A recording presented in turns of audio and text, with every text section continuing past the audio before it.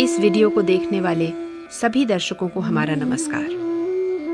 अभी थोड़ी देर में आप सुनेंगे योगी श्री आनंद जी को, जो कुंडलिनी और सहज ध्यान योग के विषय में अपने गहन अनुभव एवं पुरुषार्थ द्वारा प्राप्त ज्ञान की सहायता से हम सबको जानकारी देंगे। योगी श्री आनंद जी ने 26 साल की आयु में सितंबर 1984 से दिल्ली शहर में अपनी साधना आरंभ की थी। फिर मिरज, महाराष्ट्र में अपनी गुरु माता परम पूज्य मालती देवी बाल जी के मार्गदर्शन में कठोर अभ्यास किया। 1993 में वो उत्तर भारत आ गए और 1 वर्ष तक शिवालिक पहाड़ियों में कठोर साधना की। इसके उपरांत अपने पैतृक गांव लौटकर उन्होंने गांव के बाहर एक छोटी सी कुटिया में और कठोर योग का अभ्यास किया।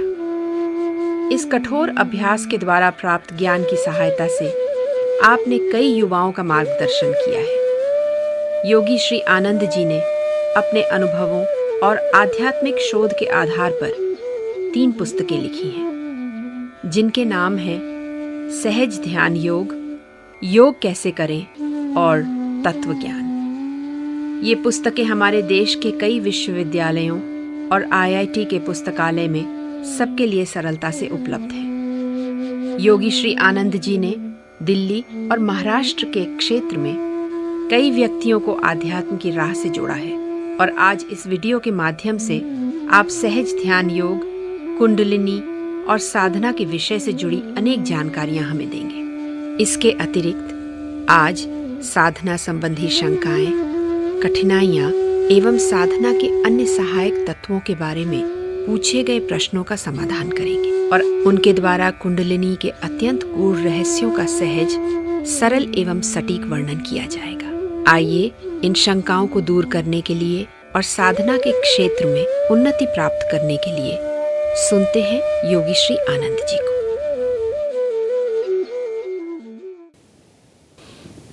नमस्ते गुरुजी। नमस्ते। गुरुजी, कई बार देखा गया है कि जब कुंडली जागृत होती है तो एक साधक को कई प्रकार की क्रियाएं होती हैं, तो क्या ये क्रियाएं होनी ज़रूरी है या फिर क्या ये क्रियाएं कुंडली के जागृत होने का चिन्ह हैं या फिर उस साधक की मानसिक विकृतियां हैं? तो क्या हम ये कह सकते हैं कि ये जितनी क्रियाएं होती हैं ये एक साधक को होनी ज़रूरी है? वर्तमान को अगर हम देखें अध्यात्म का जो हमारे समाज में फैला हुआ, जो समाज में आजकल कुंडलिनी जागरण या कुंडलिनी के विषय में बहुत चर्चाएं होती हैं, वीडियो बना के इंटरनेट पे डालते हैं, अन्य प्रोफेशन में गुरु लोग भी बताते हैं, किताबों में भी लिखा है, उसको देखते हुए तुम्हारा प्रश्न बहुत अच्छा है। मैं ये कहना चाहूँगा कुंडलिनी जागरण से हाँ, कुछ जब जागरण होता है थोड़ी ऊपर जाती है, कुछ मुद्राएं ज़रूर होती हैं। उन मुद्राओं का थोड़ा बताए देता हूँ। ये ज्ञान मुद्रा, जब वो आसन पे बैठा होता है तो सहजासन पर बैठा होता है तो इस तरह का मैं बताऊँ। अब यहाँ तो मैं कुर्सी पे बैठा होगा, समझ लीजिए आप, ऐसे करके बैठा होगा ध्यान में, वो समाधि में बैठा, अपने आप हो जाएगा, प्राण उसकी स्थिति कर देगा, ऐसे करके साधना होगा। जबकि वो ऐसे ध्यान की शुरुआत उसने ऐसे की, हो जाएगा। दूसरी, वो ऐसे भी कर सकता है, ये स्वयं नहीं करता है, वो प्राण के द्वारा होता है। हर एक का कोई न कोई अर्थ होता है, आप शास्त्रों में भी पढ़ सकते हैं, वो गुरुओं के द्वारा सुन लेते हैं, लेकिन हम यहाँ थोड़ा ही इसका उत्तर दे रहे हैं संक्षेप में। एक ये क्रिया होती है, दूसरी ये क्रिया भी होती है, तीसरी ऐसे भी हो जाता है, और एक महत्वपूर्ण और उच्च श्रेणी की जो अवस्था में जाता है तो ये भी क्रिया और भी होती हैं कुछ। तो इस तरह की क्रियाएं होती रहती हैं। तो ये शास्त्रीय चीज़ है और होती हैं, बुरा नहीं, हर एक का इनका अर्थ निकलता है। अब लेकिन ये है मुद्राएं, क्रियाएं नहीं है। लेकिन मैं अलग अलग बताना चाहता कि अगर ऐसी हैं तो लोग क्रियाएं ना समझ लें। ये क्रियाएं नहीं, मुद्राएं, इनका होना बुरी चीज़ नहीं है। ये साधक की योग्यता भी दर्शा रही कि उसके अंदर की क्या योग्यता है, क्या स्थिति। अगर देखें उसको कि कुंडलिनी ऊर्ध्व होती है तो मैंने देखा कि बुरी तरह से झूमते भी हैं, बुरी तरह से चिल्लाते हैं, हो और हाथ पटकते हैं, सिर पटकते हैं, झूम झूम के नाचते हैं, चीखते हैं, चिल्लाते हैं, फर्श पे या भूमि पे लेट जाते हैं ढेरों आदमी, हो हा, और पता नहीं कौन कौन सी क्रियाएं करते हैं। तो भाई मैं तो इसको बिल्कुल नहीं कहूँगा कि कुंडलिनी जागरण का ये सिंबल है या ये तरीका है या इससे जाना जा सकता है, बिल्कुल नहीं। ये और कुछ क्रियाएं ऐसी होती बिल्कुल टोटल मानसिक विकृति है। इसका जिम्मेदार मैं गुरुओं को कहूँगा, साधकों का बुरा नहीं है जो अभ्यास करते हैं, चीखते चिल्लाते हैं या ऐसा करते हैं। जो मार्गदर्शक है मैं उसकी कमी बताऊँगा कि वो क्यों नहीं समझाते हैं साधकों को या अभ्यासियों को, अपने शिष्यों को कि देखो ये जो तुम कर रहे हो ये चीज़ सही नहीं, गलत है। वास्तव में प्राणों की विकृति होती है, शुद्धता नहीं होती। अगर कुंडलिनी उनकी जागृत भी हो गई, अगर ऐसे क्रियाएं हो रही हैं तो इसका मतलब है कि उनके शरीर में प्राण शुद्धि नहीं है, मतलब शुद्धता, प्राण के अलावा अंदर चित्त में शुद्धि नहीं है। तो ऐसे लोगों को प्राणायाम अधिक करना चाहिए, भोजन पर ध्यान देना चाहिए, अपने मतलब ढेर सारे शास्त्रों को पढ़ना चाहिए, संत पुरुषों के पास जाना चाहिए, उनसे ज्ञान लेना चाहिए, प्रवचन सुनना चाहिए, जो भी आए, यानी कुल मिलाकर के अपने भौतिक जीवन को भी शुद्ध करना चाहिए, संसार के साथ यानी समाज के साथ व्यवहार अच्छा करना चाहिए, परोपकारी वगैरह होना चाहिए। तो इससे ये क्रियाएं कम हो जाएंगी। अगर क्रियाएं वास्तव में प्राण के द्वारा रुक जाएंगी। अगर फिर भी अगर क्रियाएं नहीं, ये चीखना चिल्लाना नहीं रुक रही, ये विकृति जैसा ही है, बल्कि विकृति ही है, तो ये गुरु की जिम्मेदारी है कि ये क्रिया ना होने दें, समझाएं और ना होने दें। अगर फिर भी हो रही हैं तो अगर गुरु पद पर बैठे हुए हैं तो शक्तिपात करें, अपने योग बल में कंजूसी ना करें। यानी शिष्य जो होता है पुत्र से भी ज़्यादा गहरा रिश्ता होता है, तो इसलिए अपनी शक्तिपात का प्रयोग करके इन क्रियाओं को रोक दें और बिल्कुल शांत होकर के अंतर्मुखी कर दें। और सूखे हुए पेड़ का जो ठूट होता है, जिसे ठूट कहते हैं, बिल्कुल ऐसा स्थिर कर दें और अंतर्मुखी कर दें। मैं ये राय दूंगा गुरुओं को। अब वो साधक बेचारे हैं, उन्हें क्या पता कि ये सब क्या, अगर उन्हें बता दिया गया चीखना चिल्लाना यही कुंडलिनी जागरण है, उल्टे पुल्टे नृत्य करना अगर जागरण है, ऊट पटांग के काम करना जागरण, तो बेचारे वो तो कर रहे हैं, समाज को क्या पता। टीचर जो बताएगा शिष्य वही समझेगा, विद्यार्थी वही समझेगा यही सत्य है, यही सत्य है। इसी प्रकार गुरु जो बताएगा वही सत्य है। मगर ये जो जिम्मेदारी अगर हो भी रहा है किसी कारण से, तो मैंने कारण बताया कि प्राण शुद्धि ना, शरीर शुद्धि, प्राण शुद्धि, मन शुद्धि का ना होना है, लेकिन ये जिम्मेदारी उनकी है। तो मैं उन्हीं को जिम्मेदार बल्कि ये कहूँगा कि समाज में ऐसी भ्रांतियाँ ना फैलाएं। कुंडलिनी जागरण है, अगर उनको लगता है कि हमारे साधक उछल कूद ऐसे ही करें, बिल्कुल करें, हमें आपत्ति नहीं, मैं विरोध नहीं कर रहा, निंदा नहीं कर रहा हूँ, लेकिन कुंडलिनी जागरण का नाम ना दें, वो उछल कूद का नाम दे दें, नृत्य का नाम दे दें, चीखने चिल्लाने का नाम दे दें, या जो भी उचित लगे वो नाम दे दें, मगर ये कुंडलिनी जागरण नहीं। कुंडलिनी उसे जिसे जागरण होती है वो शांत बैठ करके अंतर्मुखी होता है। अपने अगर याद करो कि टीवी नाटकों में भी अच्छे ढंग से कभी कभी दिखाते हैं, शास्त्रों में भी अगर पढ़ो तो यही कहा गया कि समाधि अवस्था में वो भौतिक शरीर को वो भूल जाता है अभ्यासी, शांत होकर के उसे अपने शरीर का भान नहीं रहता। तो इस स्थिति में कुंडलिनी जागरण होता है, और ऐसी ही बाहर से स्थिति होती है कि शांत होकर के वो बैठा रहता, चीखता चिल्लाता नहीं। ये विकृति है, ठीक है। तो आजकल तो ये कुछ ज़्यादा ही हो रहा है, सही मार्गदर्शक मिलना थोड़े कम है। मैं निंदा नहीं कर रहा हूँ किसी की, लेकिन ये ज़रूर है समाज में भ्रांतियाँ फैलती हैं, क्योंकि मेरे से भी ऐसे प्रश्न किए गए। मैं भी कुछ जगह गया तो वहाँ उछल कूद हो रही थी, मैं चुपचाप लौट आया, वहाँ मैं किसी तरह का बोला नहीं। तो आपके प्रश्न का उत्तर यही है कि कुंडलिनी जागरण नहीं है, ये और कुछ जागरण है, यानी विकृति का जागरण है, या अन्य कुछ जो भी लगा लें। कुंडलिनी जागरण बिल्कुल नहीं है, यही सत्य है जी। गुरुजी, मेरा एक और प्रश्न है कि कई साधकों ने कहा है कि साधना करते समय जब कुंडलिनी जागृत होती है तो वो उन्हें आकाश में बिजली के समान चमकते हुए दिखाई देती है। तो साधना करते समय उनको ऐसा अनुभव क्यों होता है? हमने साधकों को किसी जगह पर समझाया है, वास्तव में कुंडलिनी का स्वरूप अव्यक्त है, वो यानी किसी को दिखाई नहीं देती है। और जो हम सभी प्राणी हैं या जीव हैं, उसके विषय में हम देखना तो दूर, कुछ भी उसके विषय में नहीं जान सकते। लेकिन जब वो व्यक्त रूप में आई तो हमारे साथ आई, यानी प्रत्येक जीव के साथ संगनी के रूप में आई। तो वो विभिन्न रूपों में शक्ति होने के कारण, शक्ति का स्वरूप होने के कारण वो साधकों को विभिन्न रूप में दिखाई देती है। हाँ, आपके पल यानी उसका उत्तर भी है। जो बिजली के समान दिखती है वो बिजली के समान ऐसे दिखती है जैसे बरसात के दिनों में बादलों के बीच में एकदम से बिजली चमकी और गायब हो गई। ये तो हुई ये बादलों वाली बिजली जो बरसात में हम वैसे रात हमेशा देखते हैं बरसात के समय। लेकिन वो जो दिखती है उस समय ना सूर्य होता है, ना चंद्रमा होता है, ना नक्षत्र तारे होते हैं, ना दिन होता है, ना रात होती है। ऐसे अंतरिक्ष में चमकती हुई बड़ी तेज़ी से लाइन जैसे बिजली बनाती है बरसात के समय बादलों के बीच, वो चमकती है। अच्छा, अब ये कहें अगर भौतिक ज़िंदगी में देखें, जीवन में देखें, तो हमेशा इस संसार में सूर्य नहीं निकला होगा तो चंद्रमा निकला होगा, चंद्रमा नहीं निकला होगा तो सूर्य होगा। अगर ये दोनों नहीं है तो तारे नक्षत्र निकले होंगे, यानी रात होगी तो ये होंगे, यानी कुछ न कुछ अंतरिक्ष में दिखाएगा ज़रूर। मगर ये जो अवस्था होती कुछ महीने का कुछ भी नहीं दिखाई देता। ऐसा इसलिए वास्तव में कुंडलिनी चित्त में चमकती है और वो चित्त आकाश तत्व से बना होता है। आकाश तत्व में वो इस रूप में प्रकट होती है, वो शक्ति का स्वरूप है। थोड़ी देर के लिए मैं समझा रहा हूँ। भौतिक जगत में ये जो बिजली चमक रही है, ये जो अग्नि है, इसका बिल्कुल स्थूल स्वरूप इसमें आ गया।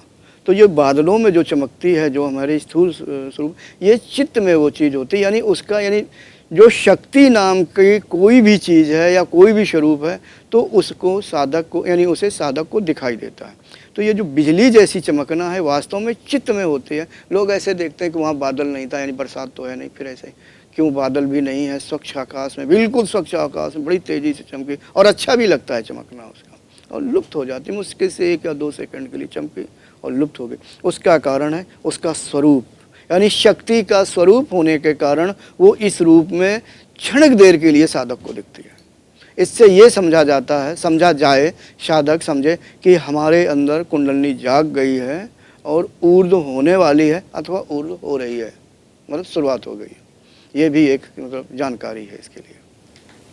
गुरुजी, क्या कोई दुर्घटना या संताप होने के कारण भी कुंडलिनी जागरण हो सकता है? ये दुर्घटना हुई और अचानक से वो अंतर्मुखी हो गया और वो कुंडलिनी जागृत हो जाए। संताप, अब मैं प्रश्न का जवाब प्रश्न से देता हूँ। आपसे पूछता हूँ, मान लो सड़क पर दुर्घटना हो रही है, किसी भी, मान लो कोई आदमी कार से टकरा गया, ट्रक से टकरा गया, मोटरसाइकिल से टकरा गया, तो क्या वो अंतर्मुखी होगा? अंतर्मुखी होगा या चीख चिल्ला के बेहोश हो जाएगा? मतलब कहने का अंतर्मुखी नहीं होता है। कुंडलिनी जागरण के लिए अंतर्मुखी होना जरूरी है। संताप, बुखार वगैरह चढ़ा हुआ है या अन्य कोई बीमारी रोग लगा हुआ है तो वो कुंडलिनी जागरण का कोई तरीका नहीं है। या ये नहीं है कि नहीं तो ऐसे तो देखें अस्पताल में बहुत लोग रोग से जाते हैं, बुखार चढ़ा हुआ उतर नहीं रहते हैं, तुमने कहा मुझे अस्पताल में चले जाइए, डॉक्टर इलाज कर रहे हैं, 3 दिन तो रोक ही लेते हैं अस्पताल नर्सिंग होम, तो सभी की कुंडलिनी जागृत हो जाती। ऐसा नहीं होता। ये शरीर के रोग हैं या वो जो है हमारा विशेष प्रकार की यानी कर्मों के द्वारा कष्ट मिलना है, यानी दुर्घटना वगैरह होता, ऐसा नहीं होता है। ये वास्तव में हमारे शरीर को बिना टूटा फटी के, बिना रोग के अंतर्मुखी होना जरूरी है। सूक्ष्म शरीर के अंदर विद्यमान है, दुर्घटना से, टूटा फटी से और रोग के द्वारा कुंडलिनी का जागरण नहीं होता। ये अगर कोई कहता है कि मेरी दुर्घटना हो गई, कमर में चोट लग गई, क्योंकि वो मूलाधार का क्षेत्र वहीं होता है, और वो हो जाए तो भैया तो हथौड़ा ठकठका के पीट के कुंडलिनी का जागरण हो जाए। एक ऐसा थोड़ा मैं सुनने में मिला, कुंडलिनी का नहीं है, मैंने कभी पढ़ा। मैं असम के क्षेत्र वालों को मैं कुछ नहीं कहूँगा, ना निंदा कर रहा हूँ, एक बार फिर कहता हूँ, सुना है, पढ़ा है कि कुछ ऐसे संप्रदाय होते हैं या पहले होते थे, जब मनुष्य यानी मनुष्य मरने लगता था, यानी उनके घर का बुजुर्ग या कोई भी बीमारी के द्वारा मरने लगता था, तो क्या करते थे, यहाँ सहस्त्रार के ऊपर, ब्रह्मरंध्र के ऊपर, सहस्त्रार के ऊपर वो ड्रिल मशीन से छेद कर देते थे। सुनते हैं, मैंने देखा नहीं है, पढ़ा है, ऐसा भी नहीं सुनते एक मतलब ये नहीं, पढ़ा है। और हमने जब, और उसमें जो आगे लिखा था वो इसलिए करते हैं, जब ड्रिल मशीन से कर देंगे कुछ क्षण तक ऐसा पड़ा रहेगा मरा हुआ आदमी या जो है मरने वाला होगा, फिर बाद में उसको जलाते हैं या जो भी क्रिया करनी होती है जलाने दफनाने की वो करते हैं। उसमें नीचे लिखा था ये क्रिया इसलिए किया जाता है कि उसका प्राण ब्रह्मरंध्र के द्वारा निकले, बाहर हो, और प्रकृति का एक नियम है, जिसका प्राण ब्रह्मरंध्र के द्वारा निकलेगा निश्चय ही जनलोक और तपलोक अर्थात ऊर्ध्व लोकों की प्राप्ति करेगा। यानी अर्थात जो बड़े उच्च कोटि के योगी होते हैं, उनका जो प्राणवायु होता है ऊपर से यहीं से निकलता है। उसी के समान उन्हें ऊपर के लोगों की प्राप्ति होती है। तो एक ये कृत्रिम जो अभी बताया कि असम के क्षेत्र में ऐसा करते थे या होता होगा मालूम, अब होता कि नहीं होता, लेकिन पैसे करते थे। तो इसका ये मतलब नहीं कि ड्रिल से छेद कर दिया तो हम ऊपर के लोगों को पहुँच गए। अगर ऐसा ही होता तो हम सभी अपने घर के लोगों को जिनकी मृत्यु होती तो सभी ड्रिल खरीद के छेद करना शुरू कर देते, ऊपर के लोगों को प्राप्त हो जाते। तो हमें योग वगैरह करने की ज़रूरत ही क्या होती। ये क्रिया एक गलत तरीका है, यानी एक गलत रिवाज है। जैसे आपने प्रश्न किया क्या दुर्घटना के द्वारा क्या इस तरह से कुंडली जागरण है, तो किसी ने अगर कहा भी होगा या कुछ होगा, ये सर्वथा गलत है। अन्य कोई परेशानियां हो सकती हैं, हो सकता है कि वो दुर्घटना के कारण उसका मस्तिष्क विकृत हो गया हो, वो कुछ भी कहने लगा हो और वो इस रूप में कह रहा हो, मतलब ये सत्य नहीं है, बिल्कुल सत्य नहीं है। और जनलोक या तपलोक के लिए ब्रह्मरंध्र का खुला होना आवश्यक है। देखो अभी तो मैंने लोगों के विषय में नहीं बताया है, अगर कभी मौका लगा लोगों के विषय में बताने के लिए तब मैं और स्पष्ट कर दूंगा, लेकिन तुमने प्रश्न किया मैं बता दूँ। ये जो ऊपर के लोग हैं बहुत ही सूक्ष्म और शुद्ध हैं। जब साधक की मृत्यु होती है तो मृत्यु का स्तर, मृत्यु होते समय साधक के यानी साधना का स्तर क्या है, वो मृत्यु के बाद जो उसके सूक्ष्म शरीर की संरचना है उसकी स्तर क्या है, तो साधना क्या है, उसकी स्तर क्या है, कहाँ तक उसने साधना की है, तो उस ऊपर के लोगों में वो अभ्यासी पहुँच जाता है। लेकिन तुमने जनलोक तपलोक का कहा, जो ब्रह्मरंध्र जिनका खुला है, समझ लो प्रमाण पत्र मिल गया कि तपलोक जा सकता है और जनलोक के लिए 100% मुहर लग गई। ठीक, ब्रह्मरंध्र खुले होने की जनलोक का मिलना तय, उसे कोई रोक नहीं सकता, कोई दिव्य शक्ति भी नहीं रोक सकता। अगर साधक सही है, बुरे कर्म नहीं किए, बुरे का मतलब अधर्म से युक्त कर्म नहीं किया, साधक सही रूप से चल रहा है, उसका शरीरांत हो गया यानी शरीर को त्याग दिया या छूट दिया, तो जनलोक मिलना अटल सत्य है। ये मेरी अनुभूति है, ये मेरा ज्ञान है, बिल्कुल मैं 100% सही कहता हूँ। हाँ, अगर और कठिन है, क्योंकि ब्रह्मरंध्र खुला, अब ब्रह्मरंध्र खुलने के बाद उसकी क्या योग्यता है, कुंडलनी अगर स्थिर हो गई है तो 100% निश्चित तपलोक मिलेगा। इन लोकों में भी स्तर होते हैं, लोक तो मिल गया, इन लोकों में भिन्न भिन्न तरह के स्तर होते हैं, क्योंकि वो होता है घनत्व स्तर पर। घनत्व में धीरे धीरे शुरुआत हुई और फिर उसका आखिरी सीमा तपलोक से मिलती है। तो जो नीचे वाली जो है जनलोक के नीचे वाला जो लोक है तो उससे टच हो रहा, दूसरा वाला ऊपर के लोक से हो रहा, तो बीच का स्तर निचले से छू रहा ऊपर के स्तर, और ऊपर वाले यानी तपलोक से छू रहा, तो दोनों में बिल्कुल भारी भिन्नता होगी। एक समझाने की दृष्टि से नीचे का घनत्व दूसरा होगा उसी लोक का, ऊपर का घनत्व दूसरा होता, तो घनत्व औसत होने के घनत्व में जो भिन्नता है तो उस पर होने के कारण इसी तरह से मनुष्य यानी अभ्यासी की भी जो साधना होती है ब्रह्मरंध्र खुलने के बाद भी भिन्नता होती है कि कितनी साधना है, कैसी है, कठोरता के साथ कर रहा है, कितना संयम कर रहा है, कितनी शुद्धता से कर रहा है, तो उसे वही स्तर मिल जाता है अपने आप। लेकिन तुम्हारा यही लोकों का विषय था, तो ब्रह्मरंध्र खुलने के बाद जनलोक का तो सर्टिफिकेट मिल ही जाता है। संसारी आदमी माने ना माने, लेकिन आध्यात्मिक जगत वाले मानते हैं, यही सत्य है। अगर जो कुंडलनी स्थिर हो गई है तो पूरा सर्टिफिकेट मिल गया कि आपको तपलोक में रहना होगा। उसमें भी स्तर होते हैं क्योंकि वो ब्रह्मलोक से छुआ हुआ। खैर ब्रह्मलोक में कुछ फिर कभी बताऊंगा। अति उच्च श्रेणी के योगी रहते हैं ब्रह्मलोक में। सिर्फ जो निचला आधा भाग है उसके नीचे ही योगी लोग रह सकते हैं, और वो कभी कभार रहने की जगह नहीं, और ऊपर वाले में कोई जगह नहीं है, कोई एंट्री योगी की एंट्री है, रहने के लिए जगह नहीं, क्योंकि वो ब्रह्मा का स्वयं का क्षेत्र है और भिन्न भिन्न चीज़ें होती हैं, बड़ी चीज़ें। अब यहाँ तो बताना उचित नहीं है, विषय बढ़ जाएगा। लेकिन हाँ, जो आपने प्रश्न किया, हाँ जनलोक और तपलोक में रहते हैं। गुरुदेव प्रणाम। प्रणाम। मेरा प्रश्न ये है कि ध्यानावस्था में साधकों को कभी कभी ऐसे अनुभव होते हैं कि कुंडलिनी ने स्वयं साधक का स्वरूप धारण कर लिया है, या साधक स्त्री रूप में स्वयं को देखता है, या कभी कभी ऐसा दिखाई देता है कि सुंदर सी मुकुटधारी स्त्री कुछ दे रही है। इन अनुभवों का क्या अर्थ है? बहुत अच्छा प्रश्न किया आपने। भगवान शंकर का नाम तो सुना ही होगा। उन्हें अर्धनारेश्वर भी कहा गया, आधा स्त्री आधा पुरुष, तभी वो पूर्ण है। जब वो अर्धनारेश्वर के रूप में दिखे, समझ लो पूर्ण रूप में दिख रहे हैं। अब प्रश्न की ओर, जब साधक की कुंडलिनी जागृत होती है तो कुंडलिनी का जो एक स्वरूप है स्त्री, अति सुंदर स्त्री। अगर इस ब्रह्मांड में सबसे सुंदर स्त्री के लिए पूछा जाए तो मैं यही कहूँगा, कुंडलिनी ही अति सुंदर होती है। 3 नेत्रों को धारण किए हुए, कभी कभी नहीं भी दिखाई देता है तीसरा नेत्र धारण किए, अद्वितीय सुंदर, त्रिपुर सुंदरी, यानी तीनों लोकों, त्रिपुर का मतलब आकाश पाताल भूलोक, मतलब ऐसा जो कहा गया, त्रिपुर सुंदरी कहा गया कि सबसे सुंदर दिखती। मगर ये जो यहाँ प्रश्न है वास्तव में होता ये है। अब थोड़ा मैं प्रश्न से भिन्न बात बताना चाहूँगा समझाने के लिए।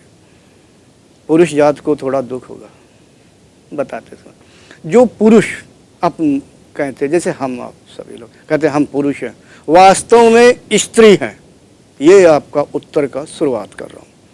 सारे पुरुष स्त्री ही हैं, स्त्रियां तो स्त्रियां हैं, सारे पुरुष भी स्त्री हैं। अब पुरुष जात ये सोचेगा, वीडियो के माध्यम से कहेगा ये मैं ऐसा क्यों कह रहा हूँ पुरुष है। हाँ, पुरुष जात अगर अपने को नर कहता है तो सही है, स्त्री मादा है। हमारा जो ये शरीर बना हुआ है पंच भौतिक तत्वों से बना हुआ, और ये स्थूल पंच भौतिक तत्व क्या है, प्रकृति है। इनके अंदर जो हमारा सूक्ष्म शरीर क्या है, जो सूक्ष्म पंच भौतिक है, प्रकृति है। प्रकृति का स्वरूप ही है ना पंच भौतिक तत्व और 3 गुण। और उससे सूक्ष्म चले जाए तन्मात्राएं क्या है, प्रकृति है। और उससे सूक्ष्म चले जाए अहंकार क्या है, जड़ तत्व अर्थात प्रकृति है। चित्त क्या है, अर्थात प्रकृति है। अगर हम अपने आप को, मेरा नाम आनंद कुमार, अगर मैं अपने आप को आनंद कुमार समझता हूँ तो मैं भी प्रकृति ही हूँ, मैं भी स्त्री ही हूँ।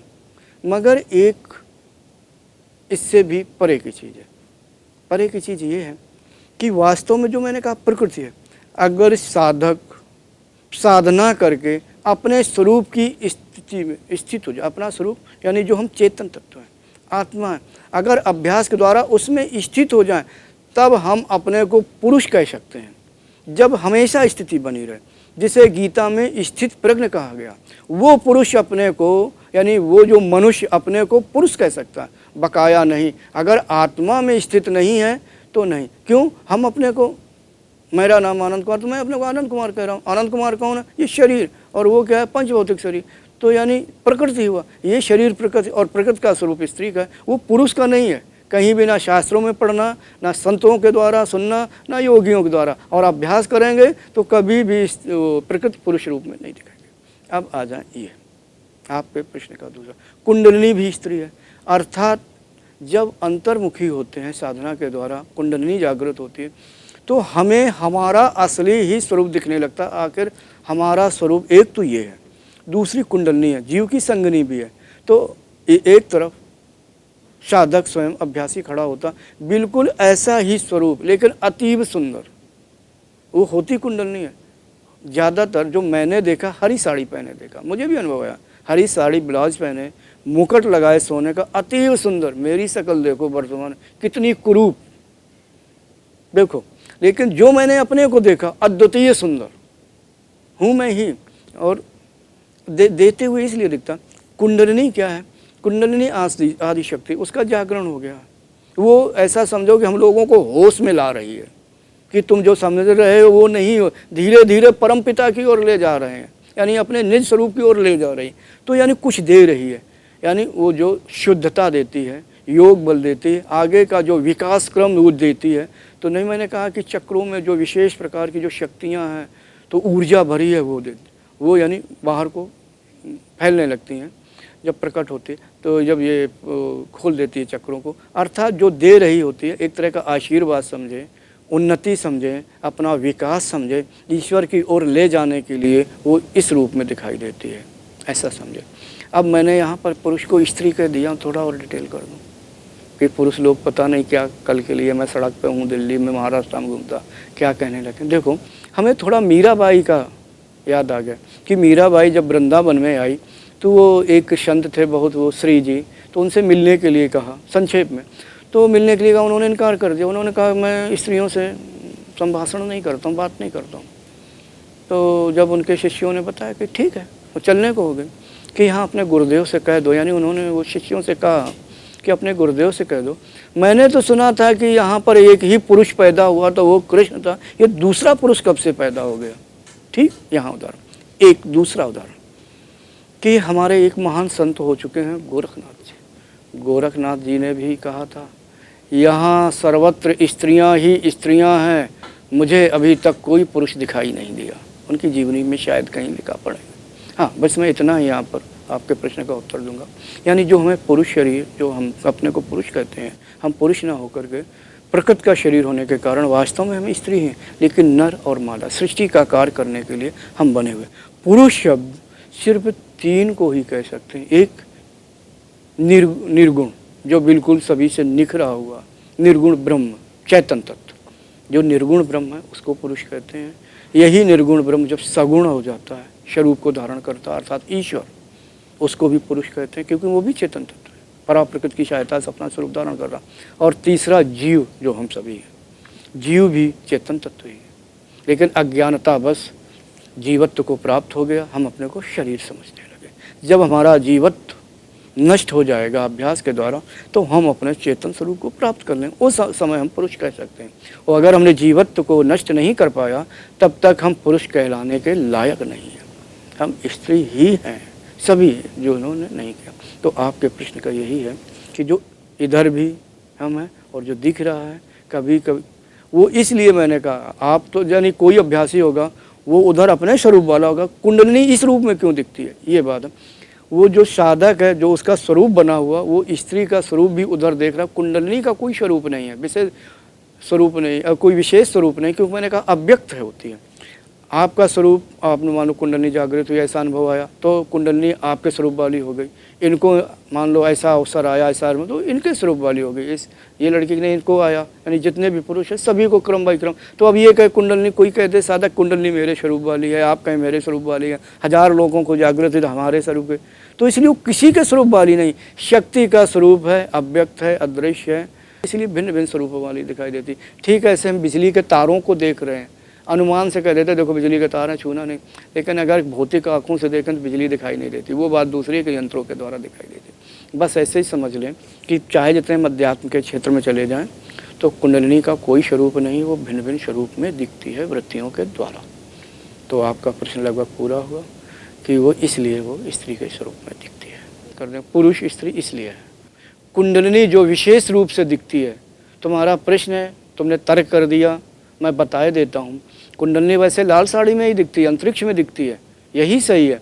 लेकिन जब इस प्रकार का अनुभव आता तो लाल साड़ी में नहीं दिखती है, हरी साड़ी में दिखती है। क्योंकि मैंने अभी कहा कि प्रकृति है, प्रकृति हमेशा हरी साड़ी में दिखती है, कुंडलिनी हमेशा हरी साड़ी में दिखती, माफ़ करिए, कुंडलिनी हमेशा लाल साड़ी में दिखती है। स्वरूप एक ही जैसा होता। आप कहोगे कुंडलिनी भी कहते हो, प्रकृति भी कहते हो, क्योंकि हमारा ये स्वरूप है, क्योंकि हम स्वरूप, वो अनुभव इस स्वरूप को दिखा रहा, प्रकृति को दिखा रहा और वो दे रहे, तो उसका अर्थ ये है कि कुंडलिनी इस स्वरूप वाली बन गई। ठीक, जो तुमने कुंडलिनी के लिए कहा वो सही कहा, मगर यहाँ पर जो अनुभव मारा वो प्रकृति के रूप में देखा, यानी प्रकृति का रूप धारण किया कि ये शरीर प्रकृति वाला है, पंचभौतिक है, तो पंचभौतिक शरीर ही दूसरी तरफ उस रूप में दिख रहा, तो कुंडलिनी ही उस रूप में दिखा रही है, इधर भी उधर भी। ठीक, शक्ति और शक्तिमान।